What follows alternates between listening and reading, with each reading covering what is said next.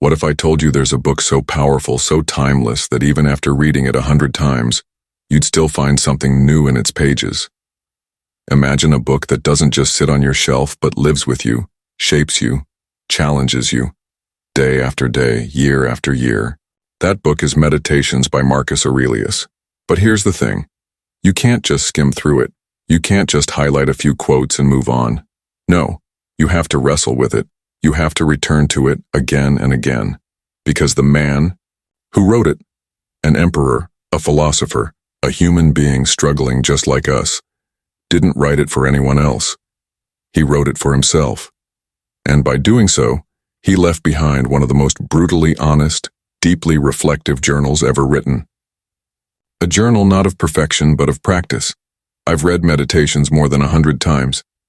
Some copies have pages falling out, others are worn down to the spine.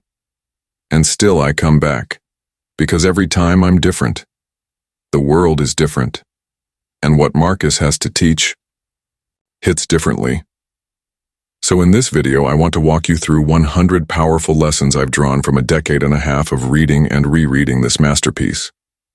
Lessons that aren't just intellectual, they're practical, real, grounded in everyday life. Lessons that have shaped how I show up as a parent, a creator, a friend, and most of all, as a human being. But before we dive into those 100 timeless insights, let me take you back to the beginning, the part of Meditations that shook me most and might just do the same to you. The power of preparation. Expect the world, and you'll face it. Better, have you ever walked into a day expecting everything to go smoothly, only to be met with delays, rude people, and a dozen little things that just grind your patience into dust? Marcus Aurelius warned us about that almost 2,000 years ago. One of the first powerful ideas in Meditations is brutally simple. Expect difficulty. In the very first book, Marcus prepares himself for the people he will encounter that day. He writes that they'll be jealous, stupid, frustrating, dishonest. And he doesn't say that with bitterness, he says it with calm understanding.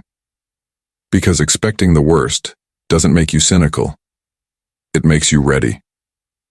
Think about it. The unexpected blow always hits the hardest. But if you see it coming, it barely moves you. Marcus wasn't saying people are hopeless. In fact, he says the opposite. They behave badly because they don't know better.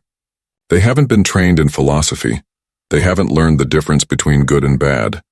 They simply don't understand what you now understand. So why be angry? Why be surprised?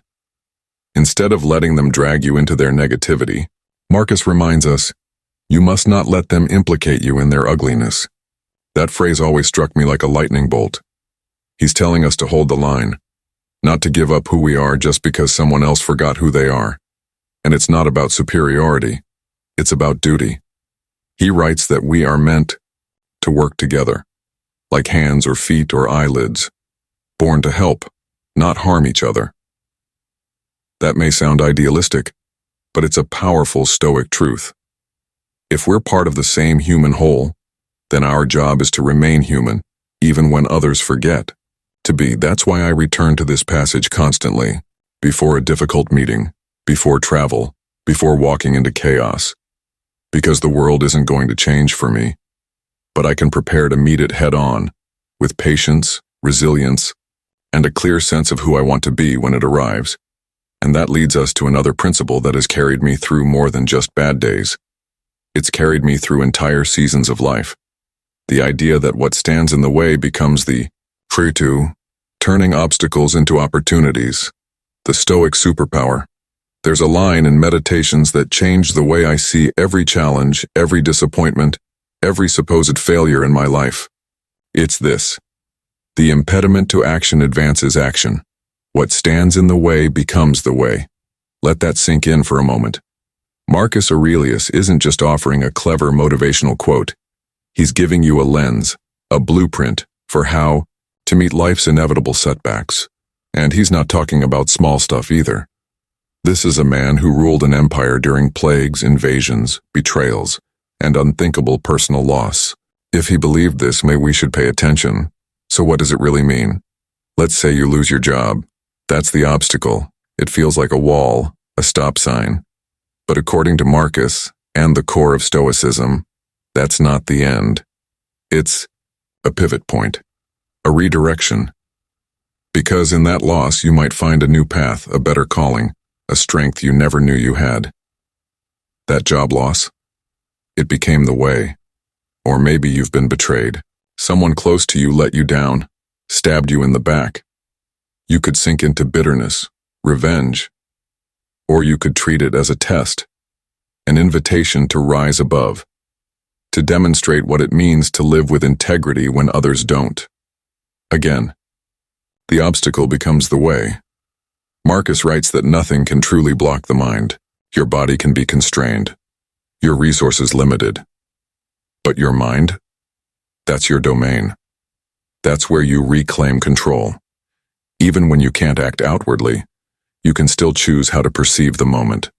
And that, in turn, can open new action that wasn't even visible before.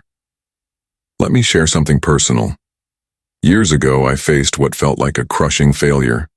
I had poured months of effort into a project, late nights, full heart, and when I released it, it flopped. Silence. No traction. I wanted to disappear. But something Marcus wrote stayed with me. A fire turns everything thrown onto it into flame and brightness. That image is so powerful. A raging fire doesn't complain about the wood, it consumes it and grows stronger. I realized this failure, it wasn't the end, it was fuel. It taught me things success never could have. It humbled me. It clarified what mattered. And when I tried again, I was sharper, calmer, and more prepared than ever before. That second project, it changed everything for me. This is the Stoic mindset in action. You don't wait for life to go smoothly. You build the kind of internal strength that thrives even when it doesn't. You don't curse the obstacles. You use them. Marcus even compares life to wrestling or boxing, not dancing. You have to be dug in, ready for sudden blows, unexpected attacks. If you think life is supposed to be smooth and graceful, you're going to get knocked out fast. But if you expect resistance, you can meet it. You can work with it. He also says something I remind myself of often. A strong stomach digests what it eats. It's a metaphor for resilience. Can you take what life throws at you and make it nourishing? Sometimes that nourishment comes in the form of patience. Sometimes it's courage. Other times it's wisdom that only comes through fire. But every single obstacle, if faced with the right mindset, becomes your teacher. It's not always easy. In fact, it rarely is. But Marcus doesn't sugarcoat that. He just tells the truth. He reminds us that resistance is part of the process, not something separate from it. The path you were meant to walk doesn't appear in spite of the challenges. It's shaped by them. And that's the superpower Stoicism offers. Not a life without pain, but a mindset that turns pain into progress. 3. Why self-discipline matters more than praise. The inner scorecard of a Stoic. Imagine being the most powerful man on earth. Every room you walk into, people rise. They cheer. They flatter you, praise you, bow to you. You live in palaces. You wear a purple cloak that literally signifies you're the emperor of Rome. If anyone had a reason to believe they were special, it was Marcus Aurelius. But here's what makes Marcus different, what makes him great. He didn't believe he was special. In fact, he constantly warned himself not to fall into that trap. Over and over in meditations, he reminds himself, don't be Caesarified. Don't be changed by the power, the fame, the illusion of importance. He tells himself, you are a human, being first, and your job is to be a good one. That's the Stoic way. It's easy to get caught up in what others say about us. The compliments, the likes, the awards, the job title, the applause. But Marcus cuts through all of it with one of his most piercing reflections.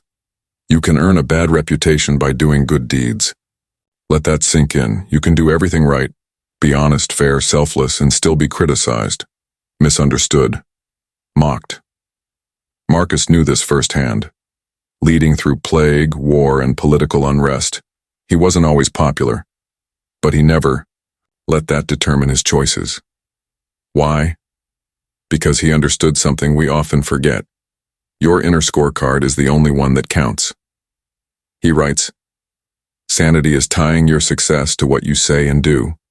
Insanity is tying it to what other people say and do." That quote has stuck with me like a compass. It's so easy to get thrown off by noise, by judgment, by other people's agendas.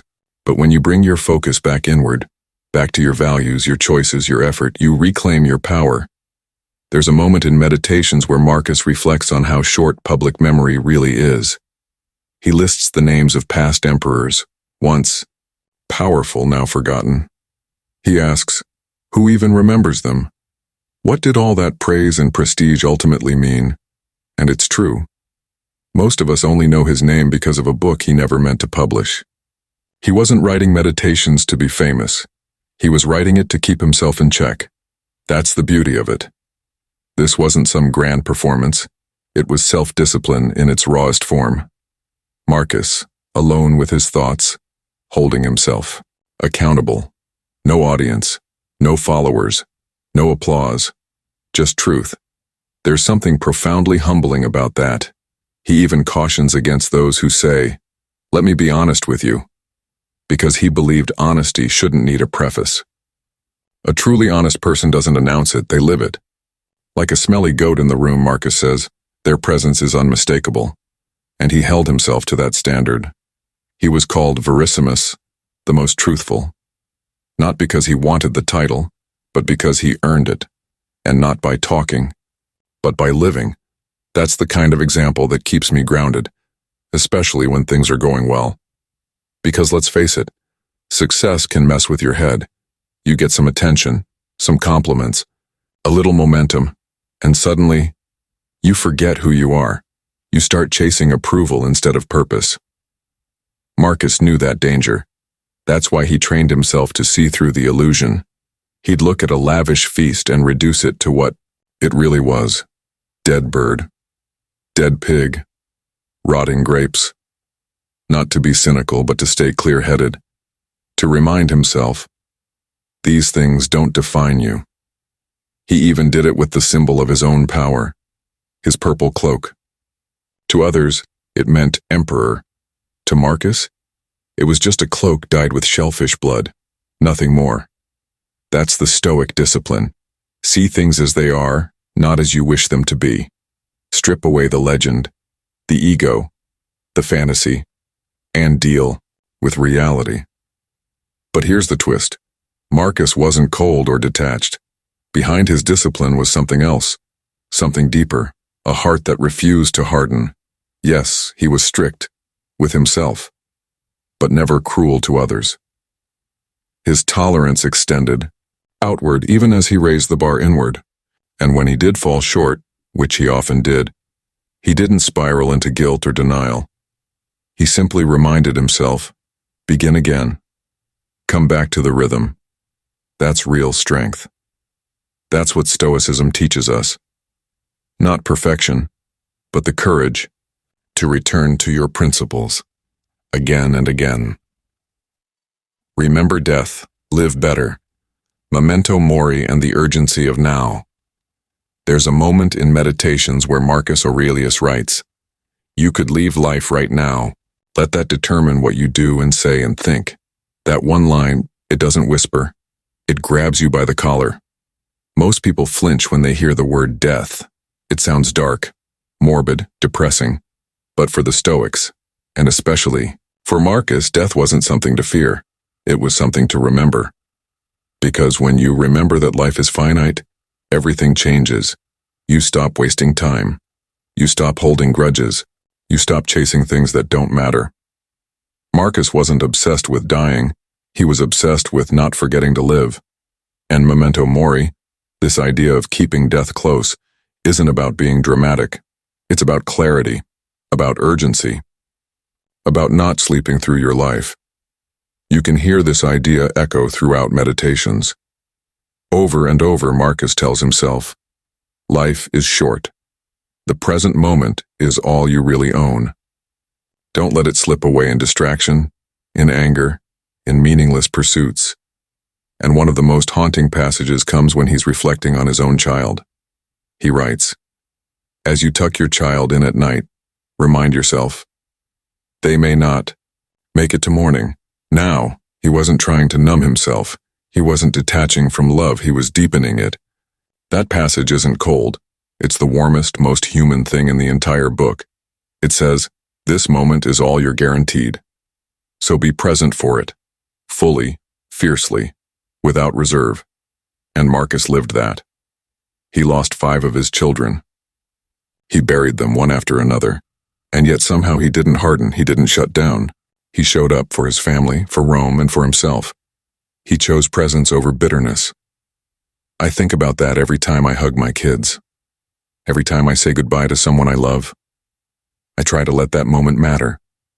Because I know, as Marcus knew, that every ordinary moment is secretly extraordinary, if you're paying attention.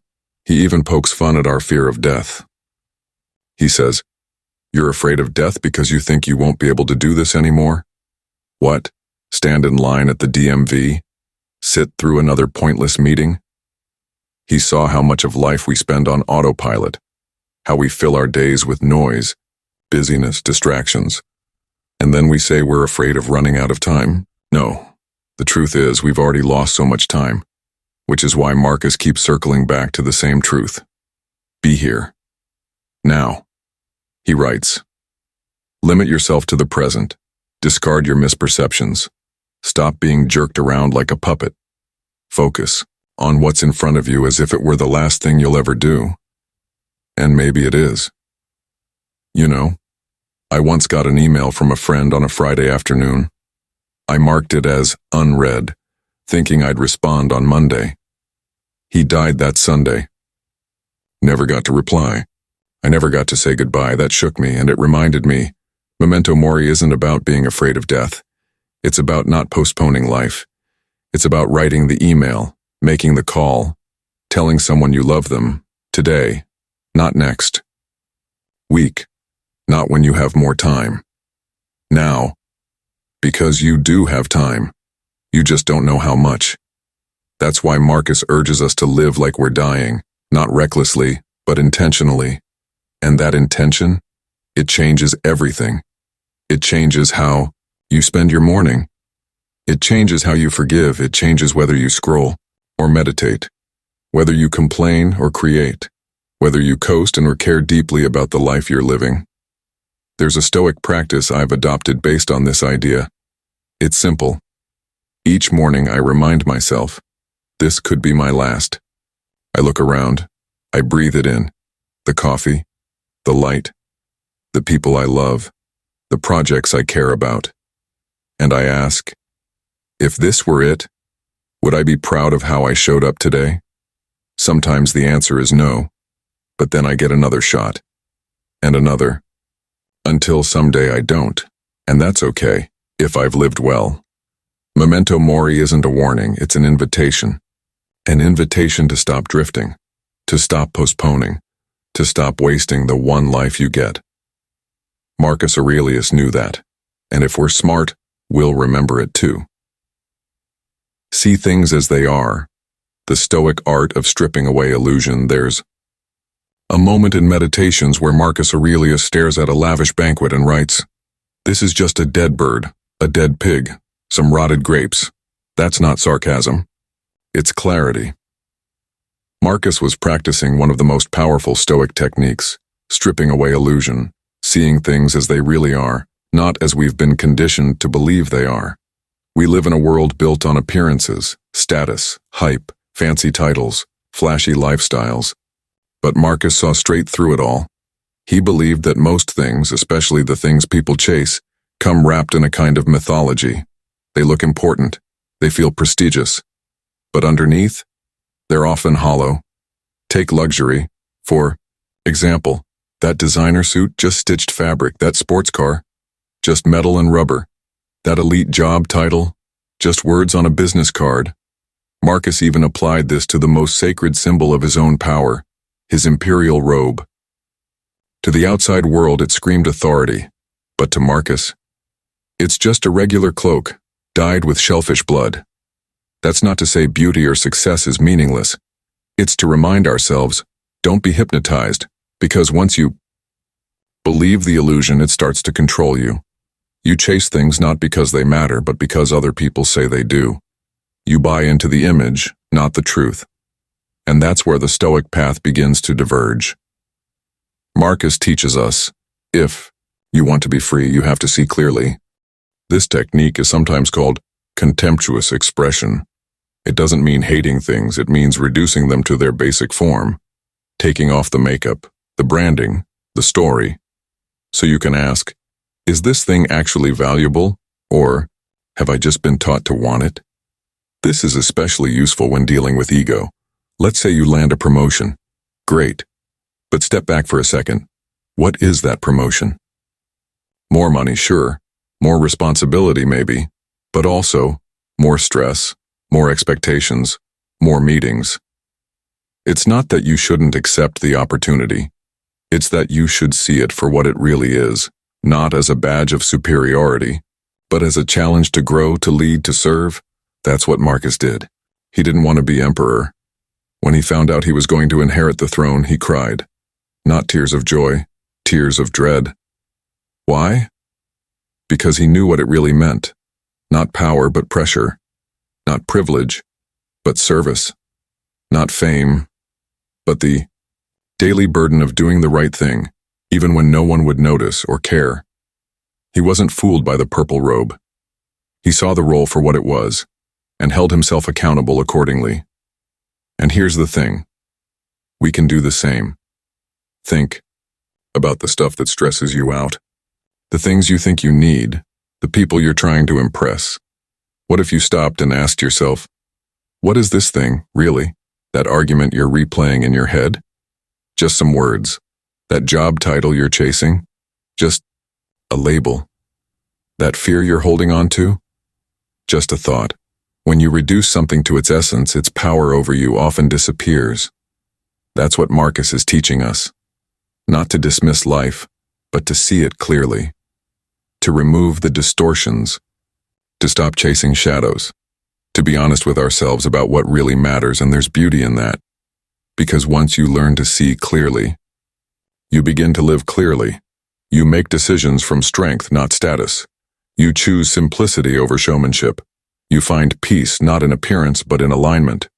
It's no wonder that later thinkers, from Robert Greene to modern-day entrepreneurs, have adopted this practice. They call it deconstruction, mental models, clarity. But Marcus was already doing it 2,000 years ago. He used it to stay grounded in a palace, to stay centered while ruling an empire, to remain human, surrounded by godlike praise. And if he could do that under the weight of the Roman Empire, then surely we can do it too, in the middle of our chaotic modern lives. Strip away the fluff, the spin, the ego. Ask, what is this thing really? Then decide what it means to you, not to everyone else. Amor fati, loving fate, even when it hurts. One of the most radical ideas in all of Stoicism is this.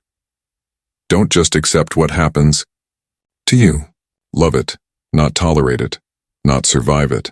Love it. This is the essence of amor fati, a Latin phrase that means love of fate. And while the term itself comes later through thinkers like Nietzsche, the idea lives in every page of Meditations. Marcus Aurelius doesn't just tell us to endure life's challenges. He teaches us to embrace them, to turn toward them with an open heart and a calm mind even when they hurt. That's not easy. In fact, it's one of the hardest things a person can do.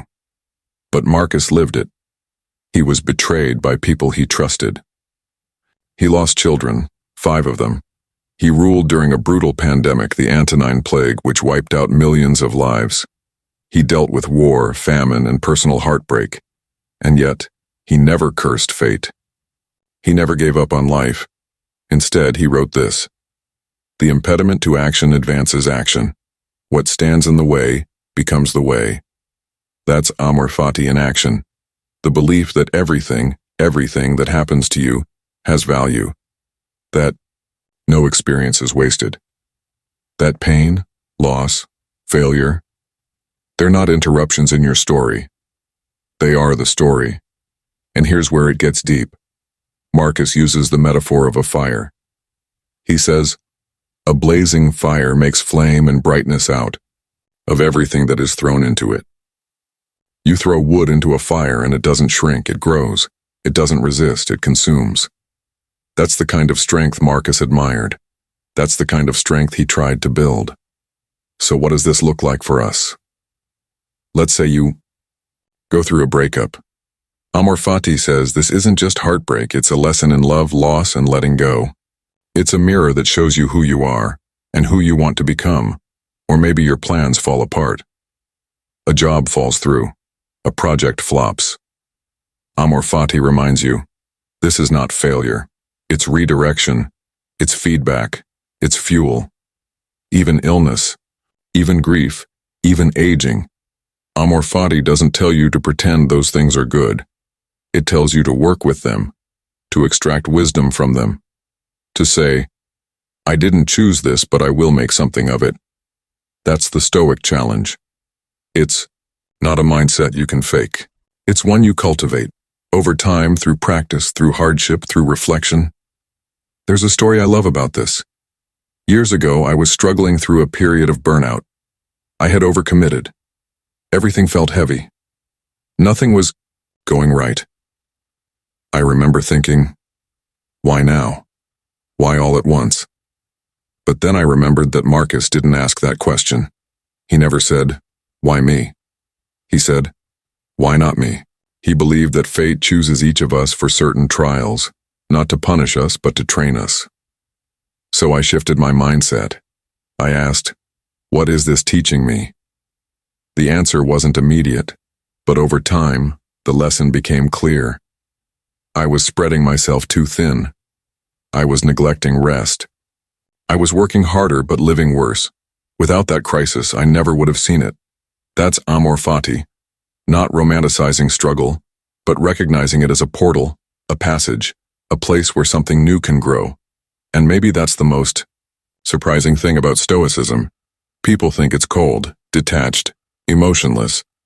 But if you read Marcus closely, you'll see a man who feels deeply, who loves deeply, who's constantly reminding himself not to harden, not to close off, not to despair. He's not suppressing emotion, he's transforming it. He writes, receive without pride, let go without attachment. That's Amor Fati. Again, enjoy the highs but don't cling to them. Endure the lows but don't curse them. Let life move through you and move with it. Not passively, but with grace. That's how you begin to love fate.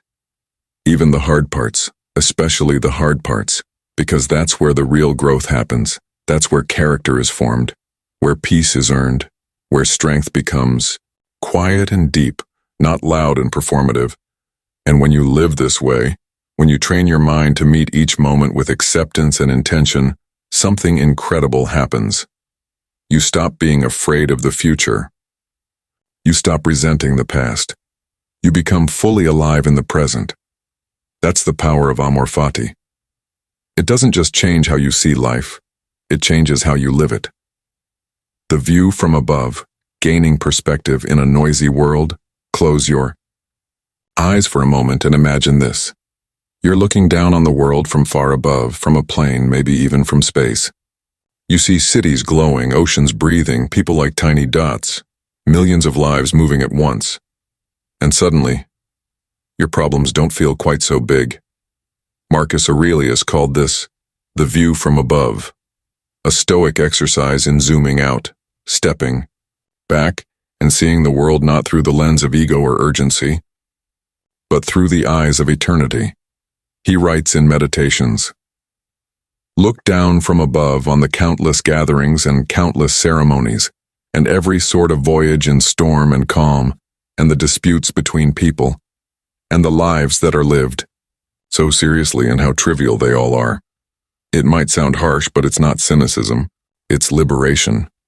Because when you rise above your life, your fears, your plans, your to-do list, you begin to see what really matters. and what doesn't. Marcus lived at the center of power. Every decision he made rippled through an empire.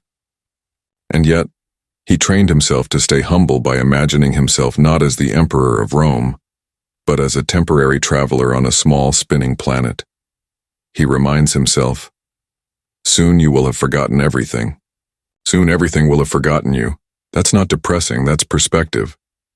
How often do we get caught up in things that feel enormous, but in the grand scheme, are so small? That one angry email, that awkward moment, that missed opportunity, that social media post. We let these things define our mood, our day, even our self-worth. But when you practice the view from above, you see how fleeting it all is. You zoom out of your head and into reality. Marcus didn't have airplanes or satellites. The highest he could physically go was a hilltop. But in his mind, he went to the stars. He'd imagine armies clashing and realize it's just like ants, fighting over crumbs. He'd see senators bickering and think of waves crashing against each other in a tide that will soon settle. Why did he do this? Because perspective is power. And peace. When you see how small most things are, you stop giving them power over you. You stop obsessing. You stop overreacting. You stop holding on. And ironically, that's when you start living better. The view from above doesn't make you passive. It makes you clear. It pulls you out of the mess and into meaning. You start to recognize how interconnected everything is. Marcus writes, "What injures the hive injures the bee." That means your life isn't separate from the lives of others. We're all part of a greater whole. And when you understand that, you live differently. You become more compassionate, more patient, more committed to the common good. Because it's not just about you anymore. This view also helps when life feels overwhelming. When it feels like the world is crashing down, Marcus reminds us, time is like a river made up of events. As soon as something is seen, it's carried away, and in its place comes another. Pain passes, joy passes, nothing stays the same. That's why this perspective is so grounding. It pulls you out of drama and into stillness, out of reactivity and into presence. I use this exercise often when I'm stuck in traffic, when I'm stressed about a launch, when I feel like the weight of everything is on my shoulders. I take a deep breath and zoom out. I picture the earth from above. I picture my own life as just one little thread in a vast, mysterious tapestry, and somehow, that brings me peace. Because I remember, I'm not alone. I'm not in control of everything. And that's okay. This practice doesn't remove your responsibilities. It reframes them. Marcus still showed up for the empire.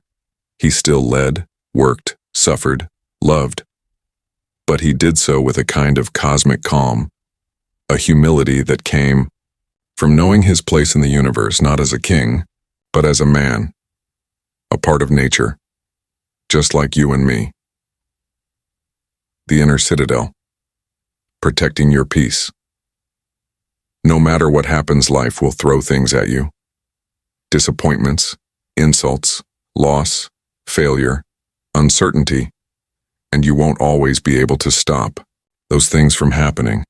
But what you can control, what Marcus Aurelius urges us to build, is something he calls the inner citadel. It's not a real place. It's a mindset, a sanctuary inside you that no one else can enter, a fortress that protects your peace no matter what chaos is happening outside. Marcus writes in Meditations, "Stuff cannot touch the soul." That's the foundation of the inner citadel. The understanding that external events, good or bad, don't define your inner reality unless you let them. Imagine it like this. The world is a storm. Your mind is the castle. And the gate? That's your judgment. You decide what comes in. You decide what gets to stay. You decide what breaks you, or what simply passes by. Marcus faced storms constantly. He was emperor during one of the deadliest plagues in Roman history. He faced betrayals from people he trusted. His empire was at war. His family life was complicated. His body, often sick and in pain, but inside he built something stronger than any enemy could ever touch. A spirit that would not be ruled by fear, hatred, or despair. He reminds himself, "You have power over your mind, not outside events. Realize this and you will find strength." That's not just philosophy. That's survival. That's resilience. And you don't need to be an emperor to practice it. You just need to start noticing how often you give away your peace, how often you hand over the keys to your inner life, without even realizing it. Someone cuts you off. In traffic, a coworker says something rude. Plans change. You get criticized. You get ignored, and suddenly, your whole mood spirals. But Stoicism asks, what if you didn't let that happen? What if you trained yourself day by day to keep your mind still even when the world isn't? To say, this is frustrating, but it's not fatal. This is painful, but it won't define me. That's the discipline of the inner citadel. It's not about being cold or detached. It's about being free. Free from being jerked around like a puppet by every little thing that goes wrong. Free from reacting to everything with anger or anxiety. Free from the lie that your peace depends on perfect circumstances. Marcus reminds us that nothing outside of you can truly harm you, unless it corrupts your character, unless it ruins your integrity, unless it makes you forget who you are and what you stand for. He writes, "You can only ruin your life if you ruin your character." Think about that. You can lose money, lose status, lose people. But if you don't, lose yourself. You've lost nothing that matters. And here's the most important part. Building this inner citadel isn't about hiding from the world. It's about being strong in the world. It's not retreat. It's preparation. Because when you have an inner citadel, you can face life more boldly, more patiently, more clearly. You become the calm in the storm, the steady hand when others panic, the person others look to, not because you're pretending to be fearless, but because you're anchored in something real. That's what makes Marcus so powerful. Not his crown, not his legions, but his unshakable self-control, his ability to stay rooted in virtue, even when everything around him was falling apart. He wasn't a god. He was a man. A flawed, struggling man, just like you, just like me, who trained himself to protect his peace by protecting his mind, and you can do the same. You can start by asking, what are you letting in? What are you giving your energy to? Your attention? Your emotions? Because what you allow through the gates of your mind will shape your entire life.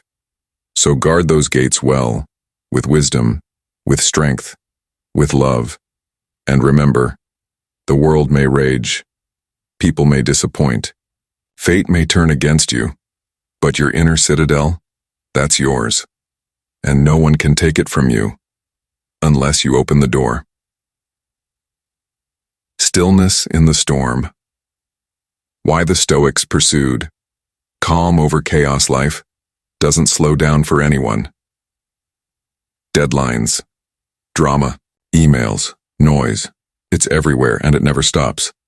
But in the middle of that whirlwind, Marcus Aurelius searched for something else, something deeper, something he called stillness. He wasn't just looking for peace and quiet. He was cultivating a state of being, a mind that doesn't get pulled around by chaos, temptation, fear, or ego. In Meditations, he writes, "Nowhere can a man find a quieter or more untroubled retreat than in his own soul." That line is everything. Because Marcus wasn't retreating to escape his responsibilities. He was retreating to remember who he was. And let's be honest, it's easy to forget. You wake up already behind. You check your phone. Bad news. Someone cuts you off. Someone sends a snarky comment. You get pulled into other people's stress, other people's emotions, other people's expectations, and before you know it, your mind is noisier than the world outside. That's why Marcus returned, again and again, to stillness. He says, if you want tranquility, do less, or rather, do what's essential, and do it well. It's not just about productivity. It's about clarity. He knew the trap of doing too much, too fast, with too little intention. And so do we. How often do we fill our days, our minds, with things that don't matter? How often do we confuse movement with meaning? The Stoics believed that true power comes not from doing more but from doing less, with more focus, more presence, more purpose. Marcus warned against being all about business. He saw how ambition, unrestrained, can actually make you lose touch with your own soul. That's why he often reminded himself, don't be all bustle, all noise. Don't let your thoughts wander. Don't be passive, but don't be aggressive. Be still. And that kind of stillness, it's a discipline. It takes work. It means learning to say no, not out of fear, but out of wisdom. It means stepping back, not to avoid life, but to see it more clearly. It means being able to sit with yourself and not run. Stillness isn't laziness. Stillness is strength. It's the ability to think clearly when everyone else is reacting. It's the ability to breathe when everything around you is moving too fast. It's the ability to return again and again to center. And Marcus didn't just preach this, he lived it. Even in the bathhouses of Rome, where the crowds were loud and the politics were louder, he would pause, reflect, journal, meditate. That wasn't weakness. That was training. He writes, "Be like the rock that the waves keep crashing over. It stands, unmoved, and the raging of the sea falls still around it." What a metaphor, because let's be real, the waves are always coming. Stress, conflict, temptation, uncertainty. But you can train yourself to be the rock, to stand still, to stay rooted. And here's the secret. Stillness isn't the absence of noise. It's the presence of depth. It's the ability to go inward, even when everything outward feels overwhelming. You don't need a retreat in the mountains. You need a mindset that says, I will not be shaken. I remember a time when I felt completely overwhelmed. Too many projects, too many decisions, too many expectations. I started spiraling, mentally, emotionally. Everything felt urgent. Everything felt like too much. And then I opened Meditations almost randomly and read this. Concentrate like a Roman, as if this were the last thing you were doing in your life. It hit me like a reset button. Not everything needed to be done, but something needed to be done well, with presence, with care, with calm. That's stillness, and that's the challenge Marcus leaves us with. In a world that demands more, choose less, but choose it fully. In a world that moves faster and faster, choose slowness, but choose it intentionally. Because when you cultivate stillness, you cultivate power. Not the kind that dominates, but the kind that endures. The kind that lets you move through life with grace instead of panic, with clarity instead of confusion, with strength instead of noise. 10. The final test, living with integrity.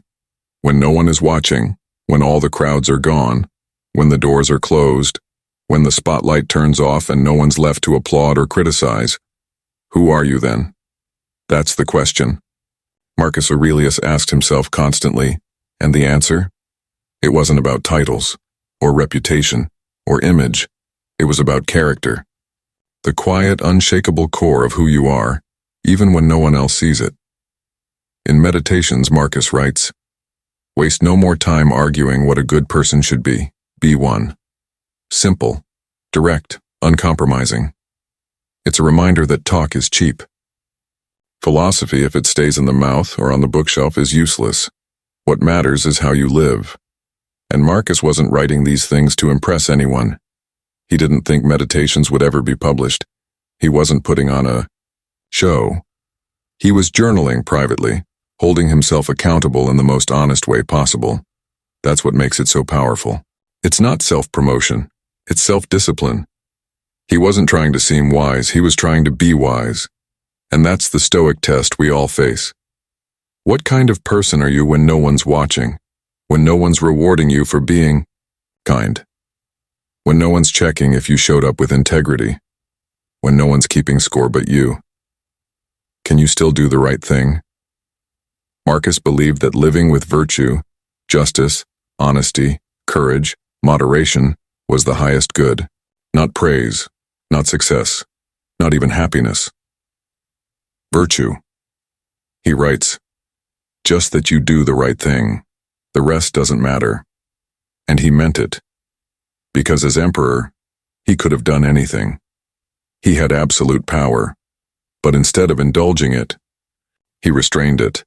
Instead of exploiting people, he tried to serve them. Instead of thinking he was above the law, he held himself to an even higher one. That's what makes him rare. That's what makes him great. He understood what so many people forget. Fame fades, wealth fades, approval fades. But character? That's yours. And that's what outlasts you. He reminds himself in one passage. How trivial the things we want so passionately are. He's not saying ambition is bad, or that desire is wrong. He's saying, don't lose yourself chasing shadows. It's not about giving up your goals. It's about grounding them in something deeper. Are you doing this for status or for service? Are you building something real or just something visible? Are you chasing likes or living by your values? These are the questions that form the backbone of a Stoic life, and the truth is, no one else can answer them for you. Because the Stoic path is a private one. You walk it alone. You answer to yourself. And that's exactly why it works. It doesn't depend on applause.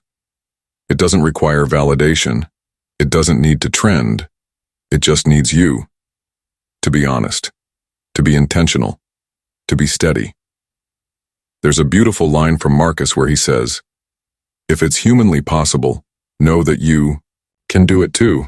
He's not claiming to be superhuman. He's reminding himself and us that we have everything we need to live with purpose, right here, right now, as we are. You don't need to be born wise. You don't need a perfect past.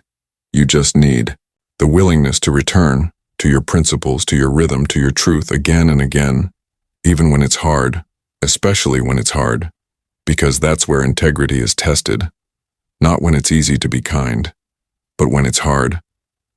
Not when it's popular to do the right thing, but when it costs you something, and Marcus knew this deeply. He writes, you were born to do what is right, so don't allow your mind to be controlled by what is outside of you. That's the essence of a Stoic life. Not reacting, but responding. Not performing, but living, not chasing, but anchoring in who you are and what you believe, in how you show up, especially when no one is watching. The last lesson. Why reading meditations will never be finished. You can finish reading a book. You can put it back on the shelf. You can underline every line, highlight every page, even memorize every quote. But meditations? You'll never really be done with it, because Marcus Aurelius wasn't writing a book for others. He was writing a mirror, a place to reflect, correct, and return. A practice. And like any real practice, meditation, fitness, mindfulness, morality, it's not something you graduate from. It's something you keep returning to, because you keep changing. Every time I read meditations, I notice something different, not because the words changed, but because I did. Some days it's a quote about patience that hits hardest. Other days it's a line about mortality. And then there are days when I just need to be reminded, you can begin again. That's what makes this book a lifelong companion. You don't read it once. You live with it. You wrestle with it. You argue with it. You carry it into meetings, long drives, quiet mornings, hard nights.